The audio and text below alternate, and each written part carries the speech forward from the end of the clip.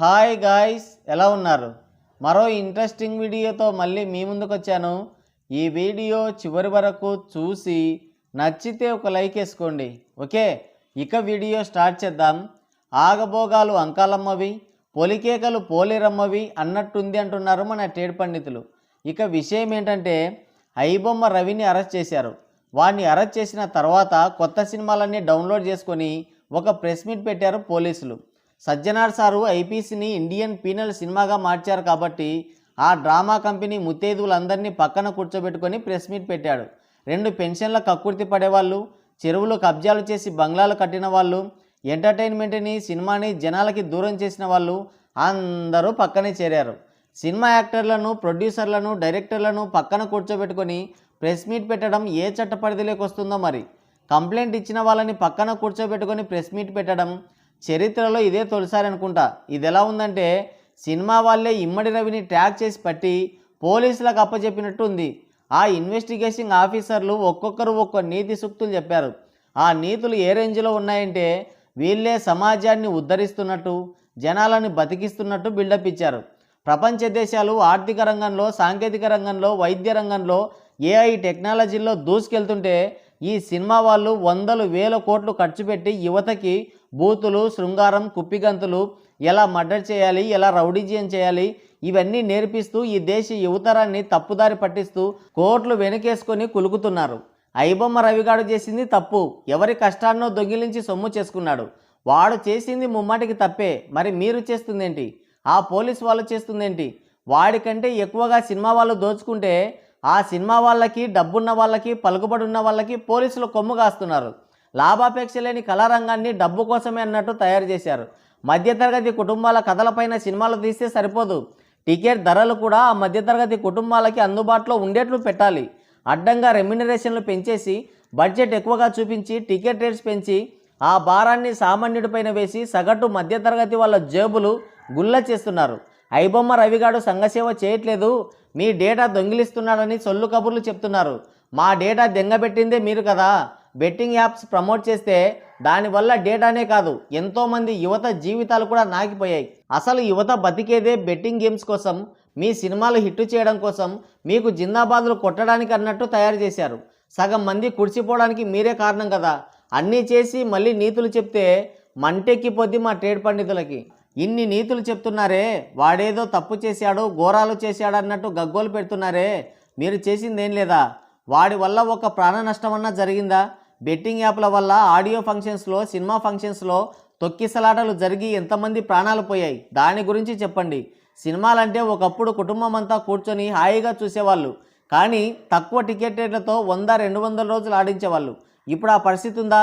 నరకడం, స్మగ్లింగ్, మర్డర్లు చేసి ఎలా తప్పించుకోవాలి, చదువు చెప్పే గురువులని ఎలా అవహేళన చేయాలి, ఎగతాళి చేయాలి, తల్లిదండ్రుల్ని ఎలా క్షోభ పెట్టాలి, ఇదే కదా ఉండేది. ఇప్పటి సినిమా తీసే కథ తీరు వల్ల నేటి యువత పెడదోవ పట్టిపోతుందంటే దానికి కారణం మీరు కాదు. చదువు మానేసి చట్టాన్ని చేతుల్లోకి తీసుకొని రౌడీలుగా మారిపోతున్నారు. కుటుంబాలన్నీ విచ్ఛిన్నమైపోతున్నాయి. సమాజానికి మీ వల్ల ఎంత నష్టం జరుగుతుందో తెలీదా మీకు? ఆ పోలీసులకి తెలీదా? లాభాపేక్ష తప్ప సమాజ శ్రేయస్కరం ఏమన్నా ఉందా? సినిమాలో హీరోలు చట్టాన్ని చేతుల్లోకి తీసుకొని ఎన్నో హత్యలు చేసి చూపిస్తే అది చూసి మానసికంగా ఉత్తేజులై అనుసరిస్తూ హత్యలు, మానభంగాలు చేస్తున్నారు. మరి మీరు కూడా నీతులు చెప్తున్నారు. ఇక పోలీసులు ఒక సామాన్యుడిని కూడా ఇలాగే ట్రీట్ చేస్తారా మీరు? పెద్ద నీతిమంతులైనట్టు ఆ డ్రామాలు వేసుకునే వాళ్ళని పక్కన కూర్చోబెట్టుకొని వయ్యారాలు పోతున్నారే, ఆ పెద్దలంతా సరిగా ట్యాక్స్ కడుతున్నారా? సపరేట్ చార్టెడ్ అకౌంట్స్ను పెట్టుకొని ట్యాక్స్ ఎవాసియేషన్ చేయట్లేదా?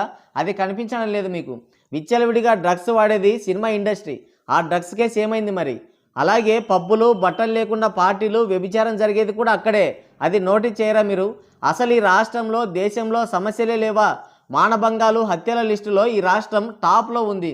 మీరేమో సినిమా వాళ్ళతో సరసాలాడుతున్నారు. కల్తీ food, transport pollution, traffic, murders, rapes, fake doctors treatment, corporation hospital ఫీజులు, స్కూల్లో భారీ ఫీజులు, వీటన్నింటిపైన ఎలాంటి యాక్షన్ తీసుకోరు. Medical mafia, cinema mafia, drugs mafia ఇన్ని ఉంటే వాడెవడో హౌలాగాడిని పట్టుకొని షో చేస్తున్నారు. ఎవరు చేసింది పెద్ద తప్పు ఇక్కడ? ఎంటర్టైన్మెంట్ అనేది ప్రతి ఒక్కరి హక్కు. 300 కోట్ల బడ్జెట్ అయిందని 290 కోట్ల రెమ్యునరేషన్ కింద నొక్కేసి టికెట్ రేట్లు పెంచి సామాన్యుల జేబులు గుల్ల చేస్తున్నారు. ఒక ఫ్యామిలీ సినిమాకి వెళ్ళాలంటే 3,000 4,000 అవుతుంది. కొంపలు అమ్ముకునే రేంజ్లో సినిమా టికెట్ రేట్లు పెట్టి పైరసీలో చూస్తున్నారంటే ఎలా? మీకు దమ్ముంటే బెట్టింగ్ యాప్స్ పైన, డ్రగ్స్ పైన, మెడికల్ మాఫియా పైన ఈ ప్రతాపం చూపించండి. సినిమా టికెట్ రేట్లు సామాన్యుడికి అందుబాటులో ఉండేలా చర్యలు తీసుకోండి. ఇవేం కనపడవు, కానీ ప్రజలకి ఎక్కడన్నా కొంత మేలు జరిగిందని తెలిస్తే చాలు శివాలు ఎత్తిపోతారు. ఈ చట్టాలు ఎవడి కోసం ఉన్నాయో అర్థం కావట్లేదు. ఐబొమ్మ లేకుంటే పైరసీ పోయినట్టేనా? ఇమ్మడి రవి పోతే అమ్మడి కవి వస్తాడు. కమ్మటి సినిమాలు మళ్ళీ పైరసీలో చూస్తారు. వ్యవస్థలో తప్పు జరుగుతుంటే ఇలాంటి వాళ్ళే పుట్టుకొస్తారు. అసలైనవన్నీ గాలి కొదిలేసి పోలీసులని ట్రోల్ చేస్తే కేసు పెడతాం, మేమ్స్ చేస్తే జైల్లో వేస్తామని బెదిరిస్తున్నారు. ఇలాగే అందరినీ గెలుక్కోండి, ఎవడో ఒకడు తలమాసినోడు తగులుతాడు, లాక్కోలేక పీక్కోలేక చస్తారు అని అంటున్నారు మన ట్రేడ్ పండితులు. రవి చేసింది తప్పే, కానీ ఆ తప్పు జరగడానికి కారణం ఎవరు? అది ఎక్కడుంది? అది కదా కావాల్సింది. అన్నిసార్లు ధర్మం ఒకేలా ఉండదు. ఒక నలుగురు తాగుబోతులు ఒక అమ్మాయిని అర్ధరాత్రి పూట వెంబడిస్తున్నారు. ఆమె నీ దగ్గరకు వచ్చి కాపాడండి అని నీ వెనకాల దాక్కుంది. ఆ తాగుబోతులు అడిగితే నిజం చెప్తావా, అబద్ధం చెప్తావా? అబద్ధం చెప్తే తప్పు అవుతుంది, నిజం చెప్తే అమ్మాయి ప్రాణం పోతుంది. తప్పు చేయకూడదని నిజం చెప్పి ప్రాణం తీస్తావా, అబద్ధం చెప్పి సేవ్ చేస్తావా? ఇప్పుడు మీరు చేసింది కూడా అదే. వాడిని పట్టుకున్నారు, వాడు ఇల్లీగల్గా పైరసీ చేసి డబ్బు సంపాదించుకొని ప్రజలకు మేలు చేస్తే ఈ సినిమా వాళ్ళు లీగల్గా ప్రజలను దోచుకుంటున్నారు.